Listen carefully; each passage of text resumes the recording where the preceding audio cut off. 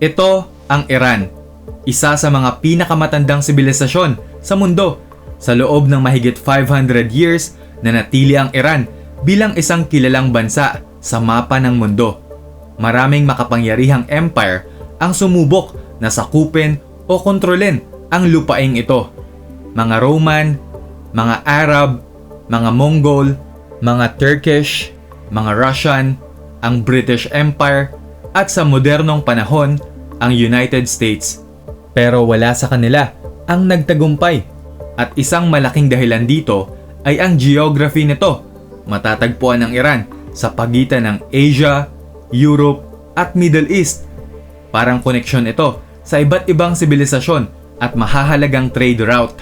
Sa kasalukuyan, 7 bansa ang katabi ng Iran: Pakistan, Afghanistan, at Turkmenistan sa east, Iraq, Turkey, Armenia, at Azerbaijan sa west. Nakakonekta rin ang Iran sa 3 mahalagang anyong tubig: ang Caspian Sea sa north, ang Persian Gulf sa south, at ang Gulf of Oman. Pero ang pinaka-importanting waterway malapit sa Iran ay mas critical pa, ang Strait of Hormuz, isang makitid na daanan sa pagitan ng Iran at Arabian Peninsula. 20% ng oil trade sa buong mundo ang dumadaan sa maliit na rutang ito. Kaya isa ito sa pinaka-importanting choke point sa planeta.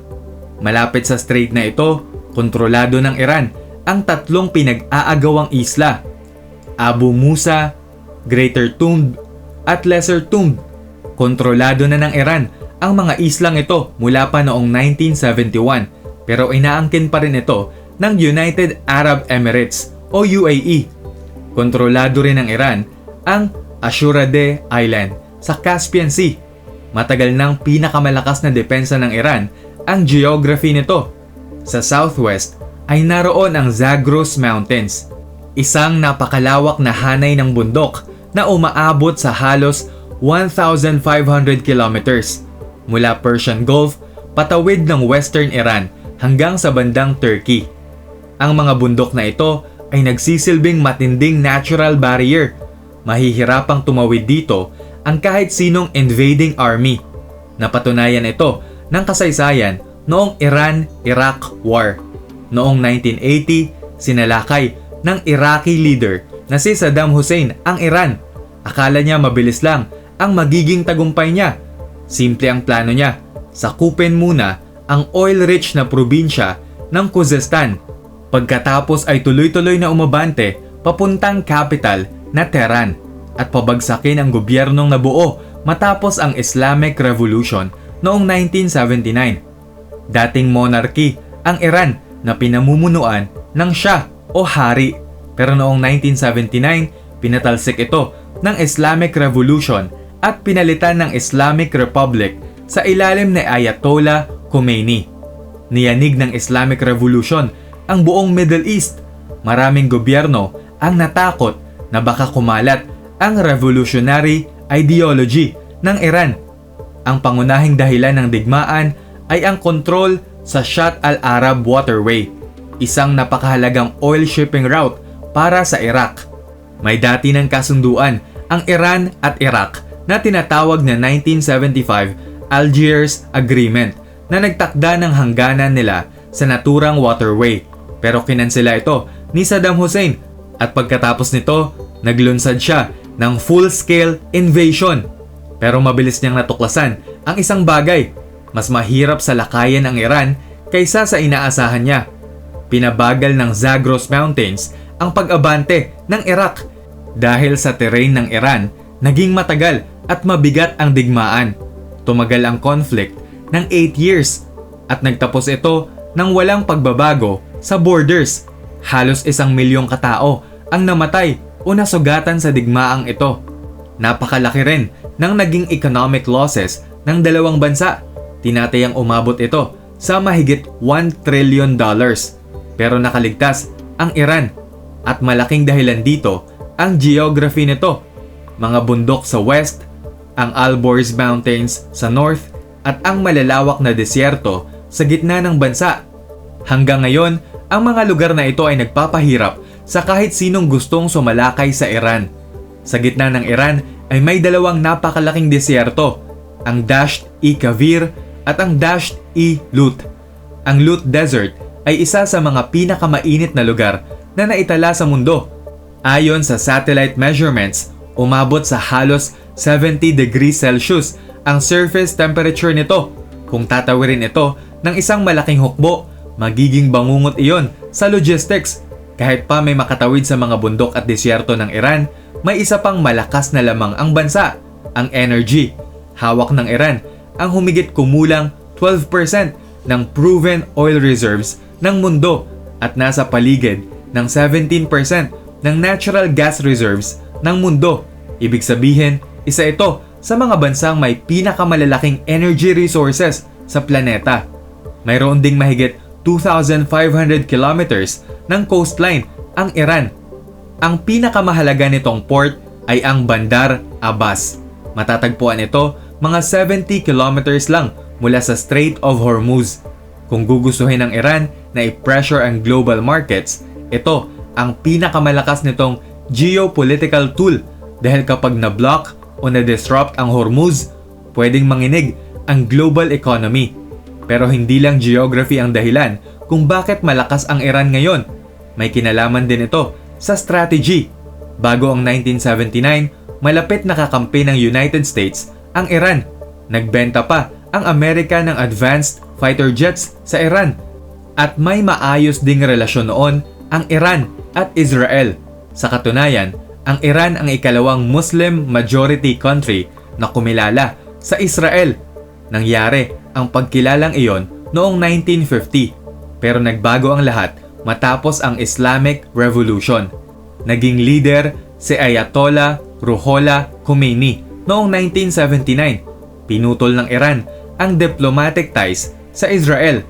Isinara ang Israel Embassy sa Tehran at ibinigay ang gusali sa mga kinatawan ng Palestine. Mula noon, itinayo ng Iran ang sarili nito bilang isa sa pangunahing regional rival ng Israel. Sa paglipas ng panahon, gumawa ang Iran ng bagong strategy.